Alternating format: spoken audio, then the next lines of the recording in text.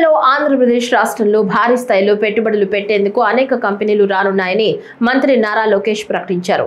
Google వంటి ప్రముఖ సంస్థల పెట్టుబడుల వల్ల రాష్ట్రంలో 1,00,000 మందికి పైగా ఉపాధి అవకాశాలు కలుగుతాయని మంత్రి లోకేష్ ఆశాభావం వ్యక్తం చేశారు.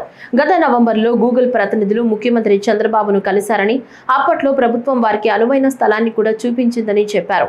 ఇది కేవలం MOU స్థాయిలోనే కాదు, పూర్తి అమలుకు దారితీసే ప్రాజెక్టుగా ముందుకు సాగుతోందని లోకేష్ వెల్లడించారు. విశాఖపట్నంలో డేటా సెంటర్లు కాకుండా కృత్రిమ మేధస్సు రంగానికి సంబంధించిన కంపెనీలు స్థాపనకు వస్తున్నాయని గుర్తు చేశారు. రాష్ట్ర అభివృద్ధి దిశగా ముందుకు వెళ్తున్న పెట్టుబడిదారుల జాబితాలో టాప్ 10 ఇన్వెస్టర్స్ వివరాలు ఎప్పుడూ తన బ్యాగ్లో ఉంటాయని తెలిపారు. టెక్నాలజీ, ఇన్నోవేషన్, పెట్టుబడుల ద్వారా ఆంధ్రప్రదేశ్ను జాతీయ స్థాయిలో ఒక శక్తివంతమైన ఆర్థిక కేంద్రంగా తీర్చిదిద్దడమే తమ లక్ష్యమని మంత్రి నారా లోకేష్ ఈ సందర్భంగా నొక్కి చెప్పారు. 2014 నుంచి 19 మధ్యలో మీరు ఒకసారి చూస్తే ఆనాటి India's largest FDI investment in automotive sector కియాని తీసుకొచ్చారు. ఇప్పుడు ఆ చరిత్ర మళ్ళీ తిరిగి రాస్తున్నాం. India's single largest FDI investment in history సుమారుగా $15 బిలియన్ వర్త్ గూగుల్ భారతదేశంలో పెట్టుబడి పెడుతుంది, ప్రత్యేకంగా ఆంధ్ర రాష్ట్రంలో పెట్టుబడి పెడుతుంది. ఇది Google's largest data centre out side of US, the largest data centre.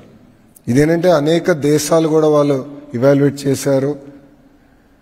మన దేశం పైన జీరో అయిన తర్వాత అనేక రాష్ట్రాలను ఇవాల్యుయేట్ చేసి ఆంధ్ర రాష్ట్రానికి వెళ్తేనే స్పీడ్ ఆఫ్ డూయింగ్ బిజినెస్ వల్ల మనం ఈ పెట్టుబడులు పెట్టగలుగుతాం, మనకి ఎలాంటి ఇబ్బందులు ఉన్నాయని వాళ్ళు గ్రహించి ఆంధ్ర రాష్ట్రానికి వాళ్ళు వస్తాం జరిగింది.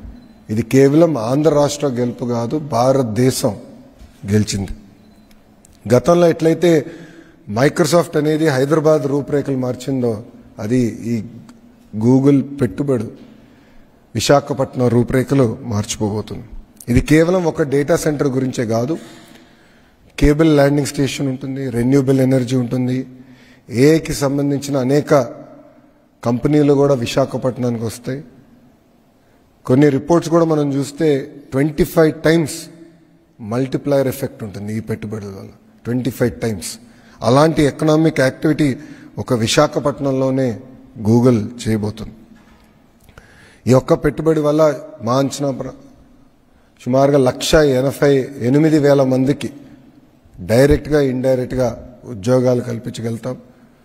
లోకల్ ఎకానమీలో సుమారుగా 48,000 కోట్ల 5 సంవత్సరాల ఇంపాక్ట్ ఉంటుంది ఒక లోకల్ ఎకానమీ మీద. ఇదంతా మీరు చూస్తే మొదటి మీటింగ్ నేను సెప్టెంబర్ 2024లో గూగుల్ ప్రతినిధులు విశాఖపట్నానికి వస్తే వాళ్ళని హోటల్లో నేను లంచ్ ఆర్గనైజ్ చేసి నేను నా కారులో ఆనాడు అక్కడ తీసుకెళ్లి ఎక్కడైతే ఆ డేటా సెంటర్ వస్తున్నా స్థలం వాళ్ళు కూడా చూపిస్తాం జరిగింది. కరెక్ట్గా ఒక నెలలో తర్వాత నేను USకి వెళ్ళా, మీ అందరూ తెలుసు, అక్కడ గూగుల్ క్లౌడ్ లీడర్షిప్ని కూడా నేను కలుస్తాం జరిగింది. ఒక నెల తర్వాత అంటే నవంబర్లో గూగుల్ ప్రతినిధులు వచ్చి గౌరవ ముఖ్యమంత్రి గారిని ఇదే హాల్లో వాళ్ళు కూడా కలుస్తాం జరిగింది. అక్కడ మేము చర్చించినప్పుడు ప్రత్యేకంగా ఆంధ్ర రాష్ట్రంలోనే చట్టాలు సవరణ కాకుండా దేశంలో ఉన్న కొన్ని చట్టాలని సవరణ తీసుకురావాలి, కొన్ని అంశాలపైన క్లారిటీ కావాలని వాళ్ళు ఆనాడు కోరటం కూడా జరిగింది. అది నేను స్వయంగా అశ్విని వైష్ణవ్ గారిని కలిసినప్పుడు కూడా ఆయన దృష్టికి తీసుకెళ్లాను, ఆయన వర్క్ చేశారు. గౌరవ ముఖ్యమంత్రి గారు, ఫైనాన్స్ మంత్రి నిర్మలా సీతారామన్ గారు కూడా అనేక మార్లు కలిశారు ఈ అంశం పైన. గౌరవ ప్రధానమంత్రి గారిని ఒక గూగుల్ పెట్టుబడి పైనే 2 సార్లు కలిసి డీటెయిల్స్ అన్ని గౌరవ ప్రధానమంత్రి గారితో చర్చించారు. కనుకనే చర్చించిన తర్వాత అక్కడ అవసరమైన చట్టాల సవరణలు కూడా చేశాం. దానివల్లనే ఒక ఇంత పెద్ద ఇన్వెస్ట్మెంట్ భారతదేశానికి, భారతదేశంలో ఆంధ్ర రాష్ట్రానికి వచ్చింది.